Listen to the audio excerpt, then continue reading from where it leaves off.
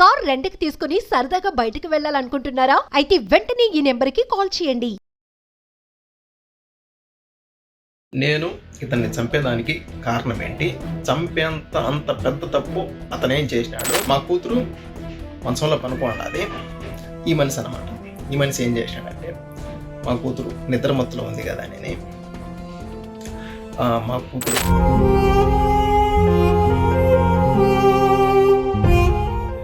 ఒకవేళ అరిస్తే నోరు మూసిపెట్టి ఒకవేళ ఎంత పనైనా చేద్దాము చంపేసేదానికైనా కానీ అంటే ఆ ఆలోచనతోనే. నమస్తే, వెల్కమ్ టు సుమన్ టీవీ. తమకు అన్యాయం జరిగిందంటూ ఎవరైనా ఆశ్రయించినప్పుడు పోలీసులు స్పందించకపోతే ఆ బాధితుడి ఆవేదన ఎలా ఉంటుందో కువైట్ ప్రసాద్ యొక్క సంఘటనే మనం చూడొచ్చు. మరి దీనిపైన మరింత సమాచారం అందించడానికి మనతో పాటు ఉన్నారు పబ్లిక్ స్పీకర్ రజనీరామ గారు. మేడంతో మాట్లాడదాం. నమస్తే మ్యామ్. నమస్తే నవీన.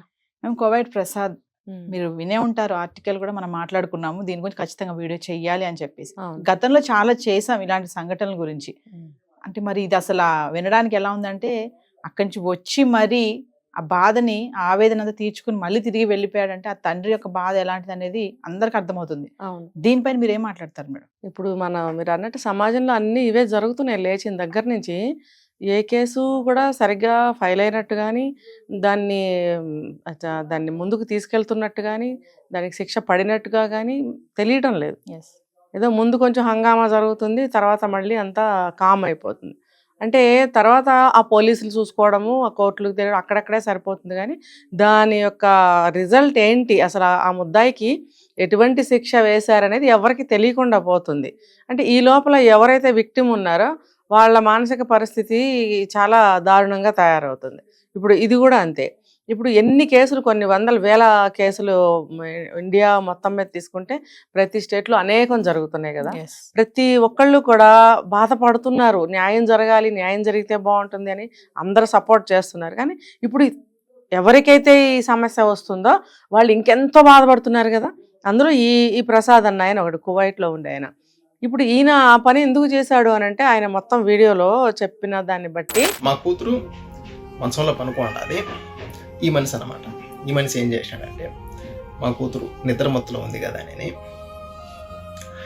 మా కూతురు బట్టలు తీసేసి బలాత్కారం చేసి, నోరు మూసిపెట్టి బలాత్కారం చేసి ఇంకా చేసేదానికి ప్రయత్నించినాడు.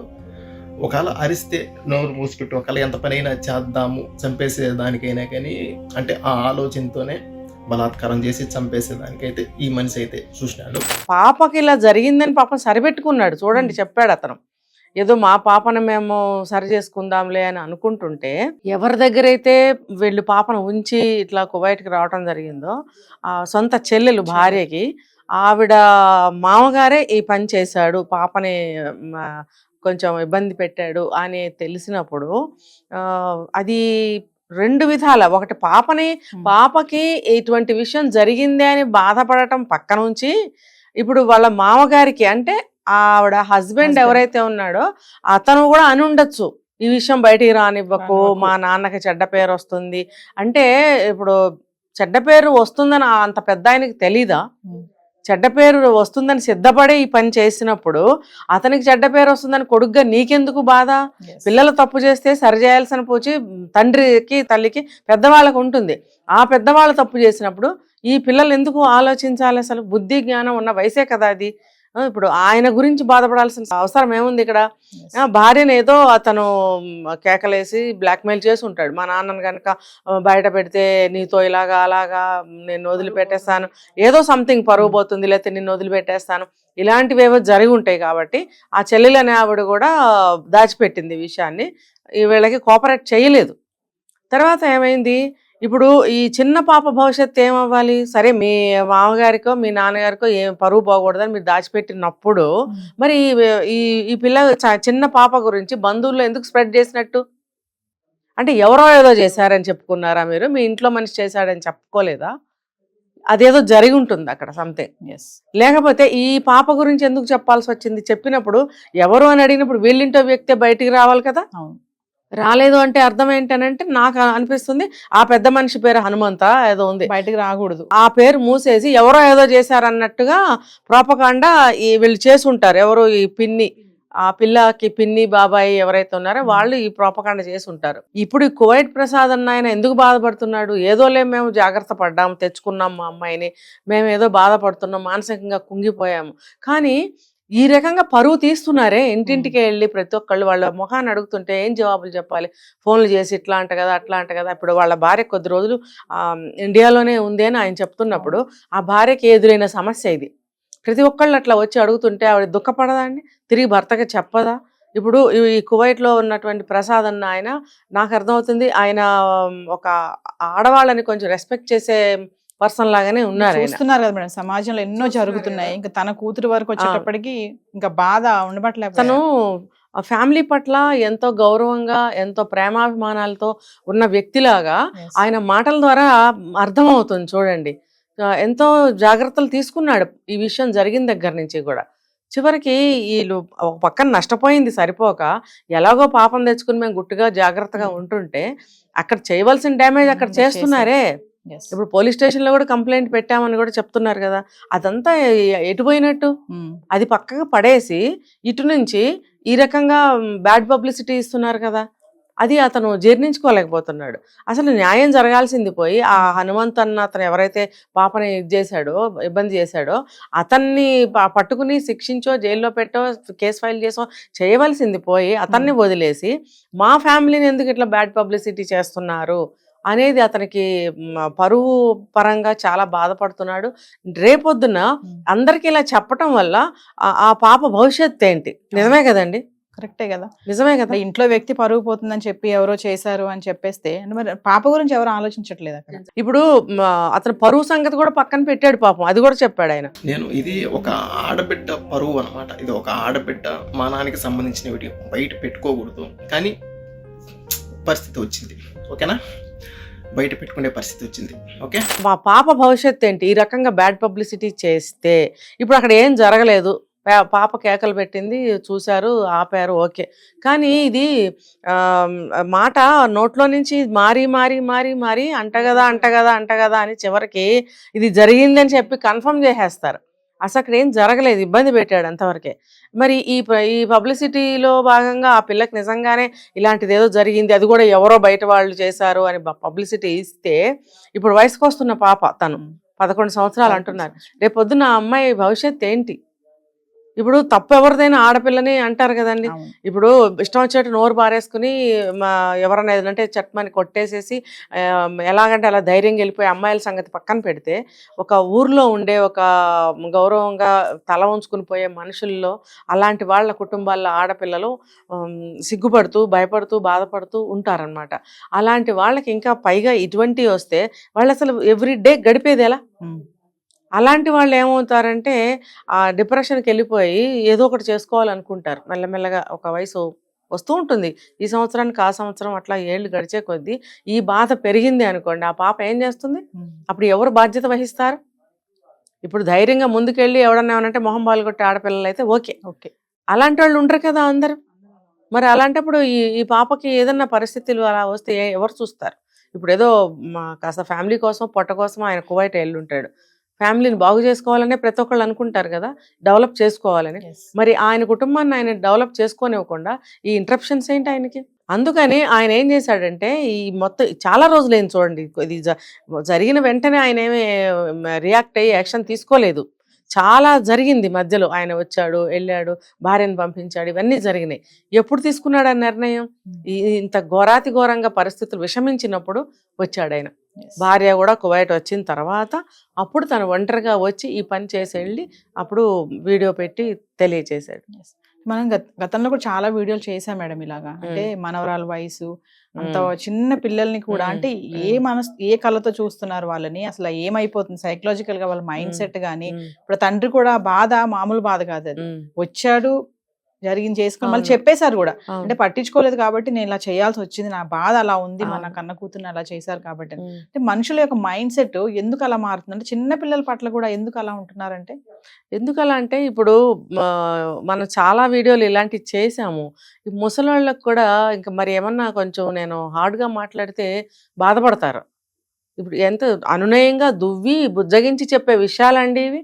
ఎవరైతే ఇటువంటి ప్రవర్తన చేస్తున్నారో వాళ్ళకి చెందుతాయి ఈ మాటలన్నీ కూడా. ఇప్పుడు చిన్న చిన్న పిల్లల్ని తాతలు చేస్తున్నారే ఈ పనులు.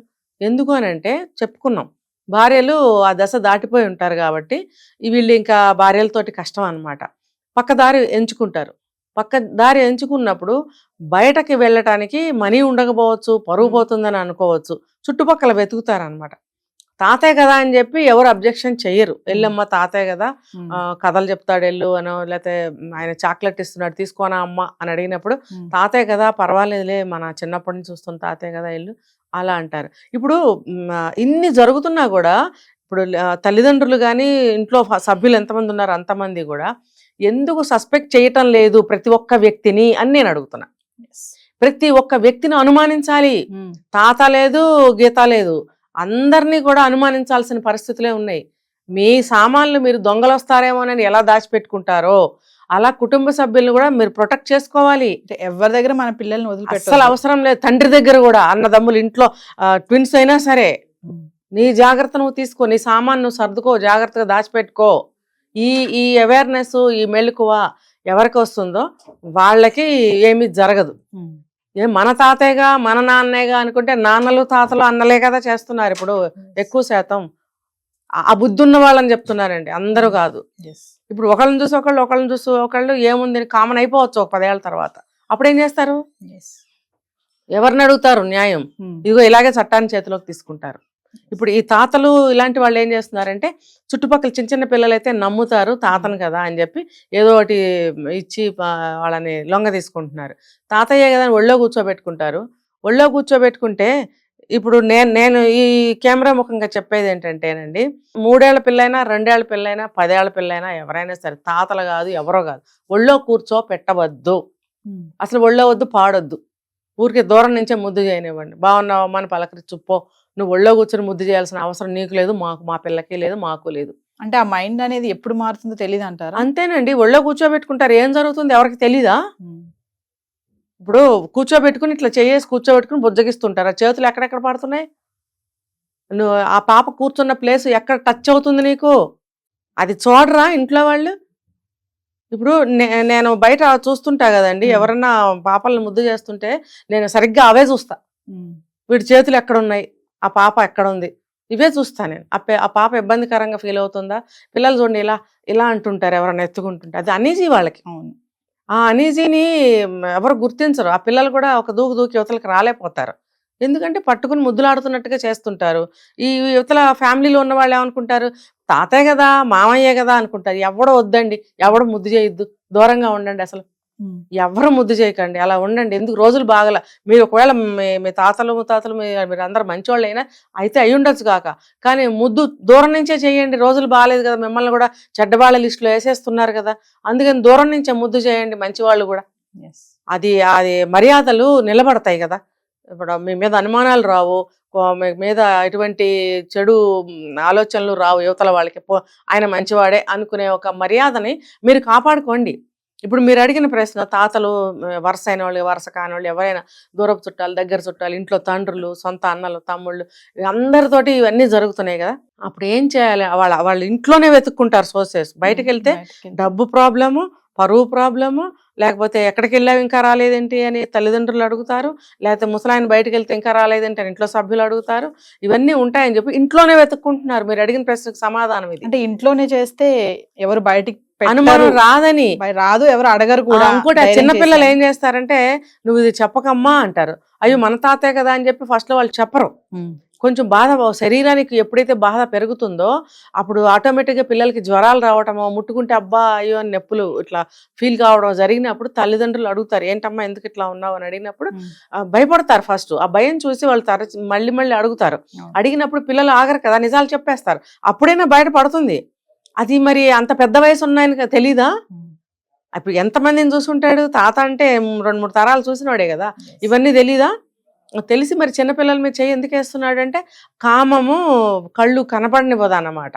కళ్ళు కనపడనివ్వదు, సొసైటీ స్పృహ ఉండదు, అలా చేస్తారు. మేము ఫైనల్ గా ఆడబిడ్డ తండ్రిగా నేను చేసింది న్యాయమే అంటున్నాడు కోవైట్ ప్రసాద్. మీరేమంటారు దానికి? అంటే ఆయన దృష్టిలో అది న్యాయమే. ఇప్పుడు నాకు పరువు పోయింది, చెడ్డ పేరు వచ్చింది, పాప భవిష్యత్తు నాకు ఒక భయంగా తయారైంది.